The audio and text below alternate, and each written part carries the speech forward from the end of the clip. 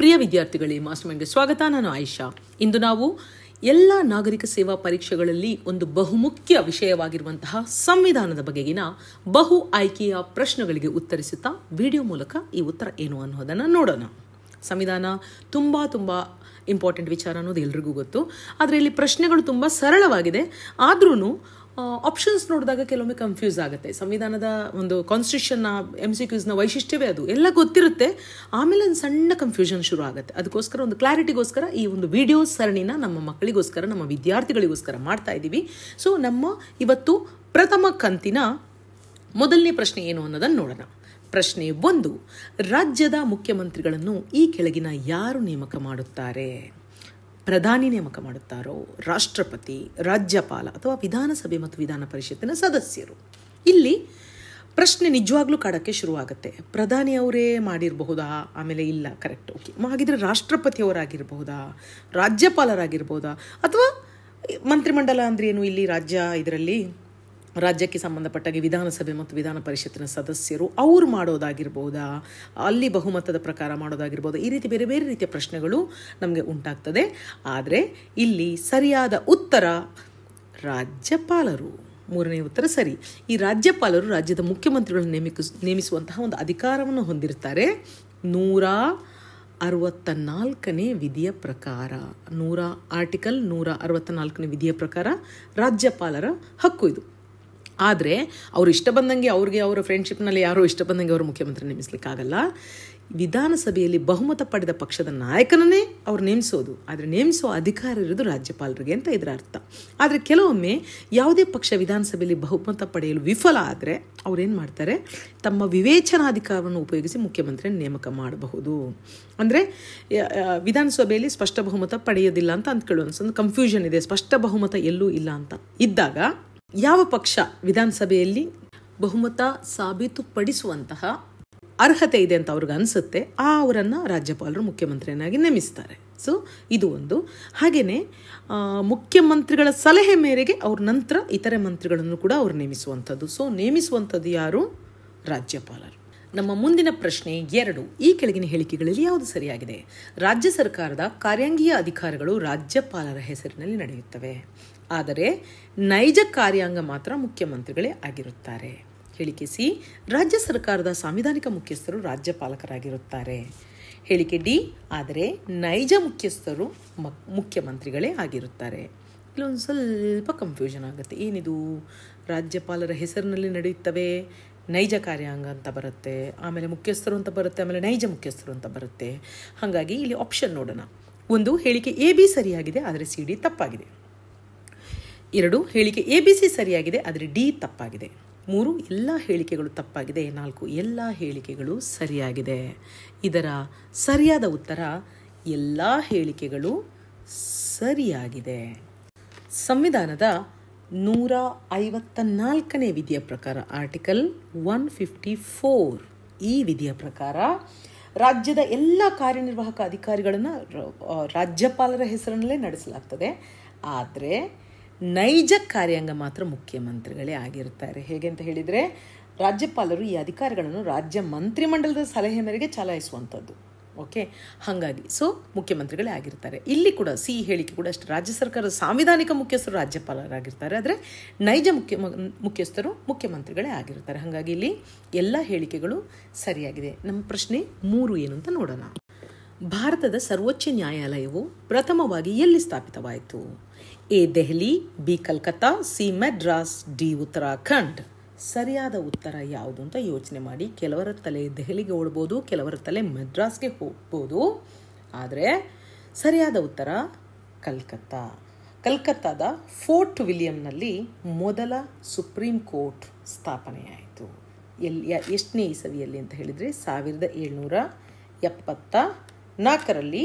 ನಮ್ಮ ರೆಗ್ಯುಲೇಟಿಂಗ್ ಕಾಯ್ದೆ ಇದೆಯಲ್ಲ, 1773ನೇ ರೆಗ್ಯುಲೇಟಿಂಗ್ ಕಾಯ್ದೆ ಇದೆಯಲ್ಲ, ರೆಗ್ಯುಲೇಟಿಂಗ್ ಕಾಯ್ದೆ, ಇದರ ಅಂಡರಲ್ಲಿ 1774ರಲ್ಲಿ ಭಾರತದ ಸರ್ವೋಚ್ಚ ನ್ಯಾಯಾಲಯ ಕಲ್ಕತ್ತಾದಲ್ಲಿ ಸ್ಥಾಪಿಸಲ್ಪಟ್ಟಿತು. ಪ್ರಶ್ನೆ 4. ಬಂಗಾಳದ ಮೊದಲ ಗವರ್ನರ್ ಜನರಲ್ ಯಾರಾಗಿದ್ದರು? Warren Hastings, Lord Macaulay, Robert Clive, Lord William Bentinck. ಸರಿಯಾದ ಉತ್ತರ ವಾರನ್ ಹೇಸ್ಟಿಂಗ್ಸ್. ಇಲ್ಲಿ ಕರೆಕ್ಟಾಗಿ ನೀವು ನೋಡ್ಕೊಳ್ಬೇಕಾಗಿರುವಂಥದ್ದು ಗವರ್ನರ್ ಜನರಲ್ ಯಾರಾಗಿದ್ದರು. ಇಲ್ಲಿಯ ಗವರ್ನರ್ ಜನರಲ್ ಬಂಗಾಳದ ಗವರ್ನರ್ ಜನರಲ್, ಆಮೇಲೆ ಆ ಬಂಗಾಳದ ಗವರ್ನರ್ ಜನರಲ್ ಆಗಿ ಭಾರತದ ಗವರ್ನರ್ ಜನರಲ್ ಕೂಡ ಆಗುತ್ತೆ. ಹಾಗಾಗಿ ಪ್ರಶ್ನೆಯನ್ನು ಸರಿಯಾಗಿ ಓದೋದನ್ನು ನೀವು ಗಮನದಲ್ಲಿಟ್ಕೋಬೇಕು. ಬಂಗಾಳದ ಮೊದಲ ಗವರ್ನರ್ ಜನರಲ್ ಅಂದರೆ ಅದು ವಾರನ್ ಹೇಸ್ಟಿಂಗ್ಸ್. ಅವನು ತುಂಬ ಪ್ರಥಮ ಗವರ್ನರ್ ಜನರಲ್ ಕೂಡ ಹೌದು, ತುಂಬ ಫೇಮಸ್ ಆಗಿದೆ. ಅಂದರೆ 1772ರಿಂದ 1785ರವರೆಗೂ ನಡೆದಂಥ ಎಲ್ಲ ಪ್ರಮುಖ ಏನೆಲ್ಲ ಇತ್ತಲ್ಲ ಕಾಯ್ದೆಗಳು, ವಹಿವಾಟುಗಳು, ನಿರ್ದೇಶನಗಳೆಲ್ಲ ಅದರಲ್ಲೆಲ್ಲ ಬಹಳ ಪ್ರಧಾನವಾದ ಪಾತ್ರ ವಹಿಸಿದಂಥವನು. ಆದರೆ ನಂತರದಲ್ಲಿ ಏನಾಗುತ್ತೆ, ಭಾರತ ಸರ್ಕಾರದ ಕಾಯ್ದೆ 1858 ಇದೆಯಲ್ಲ, ಅದು ಬಂದ ಮೇಲೆ ಈ ಗವರ್ನರ್ ಜನರಲ್ ಅನ್ನುವಂತಹ ಪದವನ್ನು ತೆಗೆದು ಬರಿತೀನಿ ಇಲ್ಲಿ 1858ರ ಭಾರತ ಸರ್ಕಾರ ಕಾಯ್ದೆ ಬರುತ್ತಲ್ಲ, ಅದರ ಬಳಿಕ ಈ ಭಾರತದ ಗವರ್ನರ್ ಜನರಲ್ ಎಂಬ ಪದನಾಮವನ್ನು ತೆಗೆದು ಭಾರತದ ವೈಸ್ರಾಯ್ ಅಂತ ಬದಲಾಯಿಸ್ತಾರೆ. ಸೊ ಅಂದರೆ ವೈಸ್ರಾಯ್ ಭಾರತದಲ್ಲಿ ಬ್ರಿಟಿಷ್ ಸಾಮ್ರಾಜ್ಞಿಯ ಒಂದು ನೇರ ಪ್ರತಿನಿಧಿ ಅಂತ. ಭಾರತದ ಪ್ರಥಮ ವೈಸ್ರಾಯ್ ಯಾರು ಅಂತ ಕೇಳಿದಾಗ ಏನು ಹೇಳಬೇಕು ಅಂತ ಹೇಳಿದರೆ ಲಾರ್ಡ್ ಕ್ಯಾನಿಂಗ್. ಅಂದರೆ ಒಂದೇ ಇದರಲ್ಲಿ ನಿಮಗೆ ಕನ್ಫ್ಯೂಸ್ ಆಗಬಾರ್ದು ಅಂತ ಹೇಳ್ತಾ ಇರುವಂಥದ್ದು. ಲಾರ್ಡ್ ಕ್ಯಾನಿಂಗ್ ಭಾರತದ ಪ್ರಥಮ ವೈಸ್ರಾಯ್ ಆಗಿರ್ತಾನೆ. ಪ್ರಶ್ನೆ 5. ಈ ಕೆಳಗಿನ ಯಾವ ಕಾಯ್ದೆಯ ಮೂಲಕ ಭಾರತದಲ್ಲಿದ್ದ ಈಸ್ಟ್ ಇಂಡಿಯಾ ಕಂಪನಿಯ ಭೂಪ್ರದೇಶಗಳನ್ನು ಪ್ರಪ್ರಥಮವಾಗಿ ಬ್ರಿಟಿಷ್ ಸ್ವಾಮ್ಯಕ್ಕೆ ಒಳಪಟ್ಟ ಪ್ರದೇಶಗಳೆಂದು ಕರೆಯಲಾಯಿತು? ಎ. ರೆಗ್ಯುಲೇಟಿಂಗ್ ಕಾಯ್ದೆ 1773, ಬಿ. ಪಿಟ್ಸ್ ಇಂಡಿಯಾ ಕಾಯ್ದೆ 1784, ಸಿ. ಮಿಂಟೋ ಮಾರ್ಲೆ ಕಾಯ್ದೆ 1919, ಡಿ. 1857ರ ಭಾರತ ಸರ್ಕಾರದ ಶಾಸನ. ಇದರಲ್ಲಿ ಸರಿಯಾದ ಉತ್ತರ ಪಿಟ್ಸ್ ಇಂಡಿಯಾ ಕಾಯ್ದೆ 1784. ಈ ಪಿಟ್ಸ್ ಇಂಡಿಯಾ ಕಾಯ್ದೆ ಬಹಳ ಪ್ರಮುಖ. ಇನ್ನೊಂದು ನಿಮ್ಗೆ ಬೇರೆ ಯಾವುದೋ ರೀತಿಯಲ್ಲಿ ಪ್ರಶ್ನೆ ಬರ್ಬೋದು, ಪಿಟ್ಸ್ ಇಂಡಿಯಾ ಕಾಯ್ದೆ ಈ ಕೆಳಗಿನ ಯಾವ ಕಾರಣಗಳಿಗಾಗಿ ಇಂಪಾರ್ಟೆಂಟ್ ಆಗುತ್ತೆ ಅಂತ. ಅದು ಯಾವ 2 ಕಾರಣಗಳಿಗಾಗಿ ಅಂತ ಹೇಳಿದರೆ, ಒಂದು ಇದೇ ಕಾರಣಕ್ಕೋಸ್ಕರ, ಅಂದರೆ ಈಸ್ಟ್ ಇಂಡಿಯಾ ಕಂಪನಿಯ ಭೂಪ್ರದೇಶ, ಮೊದಲು ಕಂಪನಿ ಅಲ್ವಾ ಬಂದಿರೋದು, ಇಲ್ಲಿ ವ್ಯಾಪಾರ ಮಾಡೋಕ್ಕೆ ಬಂದಿರೋದಲ್ವ, ಆಮೇಲೆ ಅವರು ನಮ್ಮ ಭಾರತನ ತಮ್ಮ ಅಧೀನಕ್ಕೆ ತೆಗೆದುಕೊಂಡು ಹೋಗಿರೋದಲ್ಲ. ಸೊ ಎಷ್ಟು ಇಂಪಾರ್ಟೆಂಟ್ ಇದೆ ನೋಡಿ. ಒಂದು ಕಂಪನಿಯ ಭೂಪ್ರದೇಶ ಇದೆಯಲ್ಲ, ಈಸ್ಟ್ ಇಂಡಿಯಾ ಕಂಪನಿಯ ಆಡಳಿತದಲ್ಲಿ ಏನು ಪ್ರದೇಶ ಇತ್ತಲ್ಲ, ಅದು ಇನ್ನು ಮುಂದೆ ಬ್ರಿಟಿಷ್ ಸ್ವಾಮ್ಯಕ್ಕೆ ಒಳಪಟ್ಟ ಪ್ರದೇಶಗಳು ಅಂತ ಪ್ರಪ್ರಥಮ ಬಾರಿಗೆ ಕರೆಯಲಾಯಿತು. ನೋಡಿ ನಮ್ಮ ದೇಶ ಹೇಗೆ, ಇದನ್ನು ಕೇಳುವಾಗಲೇ ಒಂಥರ ಅನಿಸುತ್ತೆ. ಕಂಪನಿಗೆ ಅಂತ ಬಂದು ಈ ಕಾಯ್ದೆಯ ಮೂಲಕ ಅದಿನ್ನು ಕಂಪನಿಯ ಭೂಪ್ರದೇಶ ಅಲ್ಲ, ಬ್ರಿಟಿಷ್ ಸಾಮ್ರಾಜ್ಞಿಯ ಅಂಡರಲ್ಲಿ ಬರುವಂಥ ಒಂದು ಭೂಪ್ರದೇಶ ಅನ್ನುವಂಥದ್ದನ್ನು ಈ ಪಿಟ್ಸ್ ಇಂಡಿಯಾ ಕಾಯ್ದೆಯ ಮೂಲಕ ಅವರು ಶಾಸನ ತರ್ತಾರೆ. ಹಾಗೆಯೇ ಇನ್ನೊಂದು ಕಾರಣ, ಭಾರತದಲ್ಲಿ ಕಂಪನಿಯ ಎಲ್ಲ ವಿದ್ಯಮಾನಗಳು ಮತ್ತು ಅದರ ಆಡಳಿತ, ಈಸ್ಟ್ ಇಂಡಿಯಾ ಕಂಪನಿ ಎಲ್ಲ ಆಡಳಿತ ಮೇಲೆ ಬ್ರಿಟಿಷ್ ಸರ್ಕಾರಕ್ಕೆ ಸರ್ವೋಚ್ಚ ನಿಯಂತ್ರಣ ನೀಡಲಾಯಿತು. ಅವರು ಫಸ್ಟ್ ಭಾರತನ ಕಬ್ಜಾ ಮಾಡಿದಲ್ಲ, ಈಸ್ಟ್ ಇಂಡಿಯಾ ಕಂಪನಿನ ಕಬ್ಜಾ ಮಾಡಿದರು. ಆ ಮೂಲಕ ಭಾರತನ ಮೆಲ್ಲನೆ ನುಂಗಿ ಹಾಕಕ್ಕೆ ನೋಡಿದರು. ಸೊ ಈ ಪಿಟ್ಸ್ ಇಂಡಿಯಾ ಕಾಯ್ದೆ 2 ಕಾರಣಗಳಿಗೋಸ್ಕರ ಮಹತ್ವವಾದುದು. ಸರಿಯಾದ ಉತ್ತರ ಬಿ. Next question. ಪ್ರಶ್ನೆ 6. ಈ ಕೆಳಗಿನ ಯಾವ ಕಾಯ್ದೆಯ ಮೂಲಕ ಬ್ರಿಟಿಷ್ ಸರ್ಕಾರವು ಪ್ರಪ್ರಥಮ ಬಾರಿಗೆ ಭಾರತದಲ್ಲಿ ಈಸ್ಟ್ ಇಂಡಿಯಾ ಕಂಪನಿ ವ್ಯವಹಾರಗಳನ್ನು ನಿಯಂತ್ರಿಸಲು ಆರಂಭಿಸಿತು? Options A. ಮಿಂಟೋ ಮಾರ್ಲೆ ಕಾಯ್ದೆ 1919, ಆಪ್ಷನ್ ಬಿ. ರೆಗ್ಯುಲೇಟಿಂಗ್ ಕಾಯ್ದೆ 1773, ಆಪ್ಷನ್ ಸಿ. ಪಿಟ್ಸ್ ಇಂಡಿಯಾ ಕಾಯ್ದೆ 1784, ಆಪ್ಷನ್ ಡಿ. 1853ರ ಭಾರತ ಸರ್ಕಾರದ ಶಾಸನ. ಸರಿಯಾದ ಉತ್ತರ ಯಾವುದು ಅಂತ ನಿಮ್ಮ ಹತ್ರ ಕೇಳಿದರೆ ಆಲ್ರೆಡಿ ಆವಾಗ ಹೇಳಿಬಿಟ್ಟಿದ್ದೀನಲ್ಲ, ಪಿಟ್ಸ್ ಇಂಡಿಯಾ ಕಾಯ್ದೆ 1784 ಅದುವೇ ಆಗಿರಬಹುದೇನೋ ಅಂತ ನೀವು ಯೋಚಿಸ್ತೀರಾ. ಅದು ತಪ್ಪು. ಸರಿಯಾದ ಉತ್ತರ ರೆಗ್ಯುಲೇಟಿಂಗ್ ಕಾಯ್ದೆ 1773. ಇಲ್ಲಿ ಪ್ರಶ್ನೆ, ವ್ಯವಹಾರಗಳನ್ನು ನಿಯಂತ್ರಿಸಲು ಆರಂಭಿಸಿತು.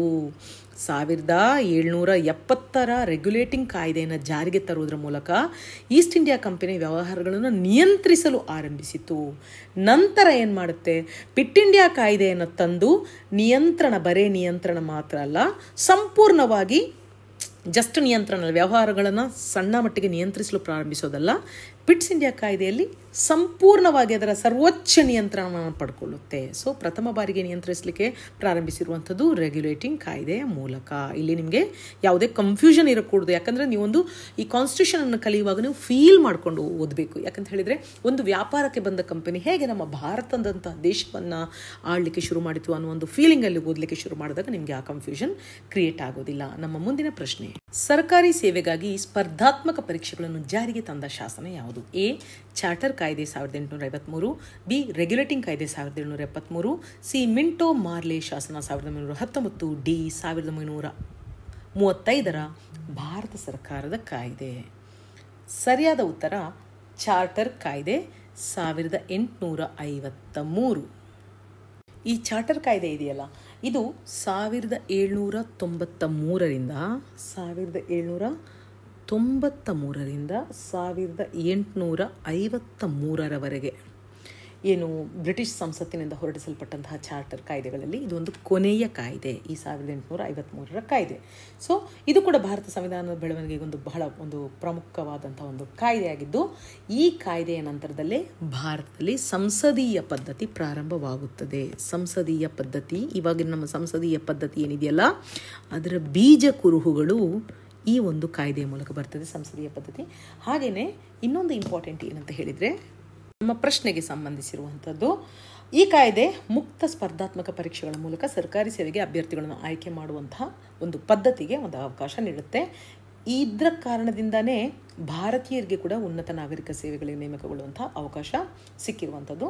ಆ ಪ್ರಕಾರ ನಂತರ ಏನು ಮಾಡ್ತಾರೆ, ಭಾರತೀಯ ನಾಗರಿಕ ಸೇವೆಗಳ ಸಮಿತಿ ಅಂತ, ಮೆಕಾಲೆ ಸಮಿತಿ ಅಂತ ಕೂಡ 1854ರಲ್ಲಿ ಮಾಡ್ತಾರೆ. 1853ರ ಕಾಯ್ದೆ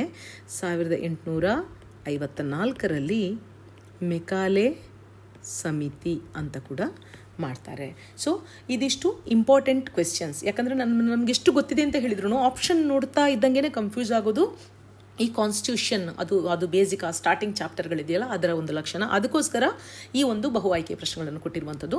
ಇನ್ನು ಹಲವು ವಿಡಿಯೋಗಳ ಮೂಲಕ, ಹಲವು ಸರಣಿ ವಿಡಿಯೋಗಳ ಮೂಲಕ ಸಂವಿಧಾನವನ್ನು ತುಂಬ ಚೆನ್ನಾಗಿ ಕಲಿಯುವಂಥ ಒಂದು ಪ್ರಯತ್ನಕ್ಕೆ ನಾವು ಹೋಗ್ತಾ ಇದ್ದೀವಿ. ಸೊ ಇವತ್ತಿಗೆ ಇಷ್ಟು ಸಾಕು. ನಾಳೆ ಮತ್ತಷ್ಟು ವಿಡಿಯೋಗಳ ಮೂಲಕ ನಿಮ್ಮ ಮುಂದೆ ಬರಲಿದ್ದೇವೆ. ಅಲ್ಲಿವರೆಗೂ ಧನ್ಯವಾದ, ನಮಸ್ಕಾರ.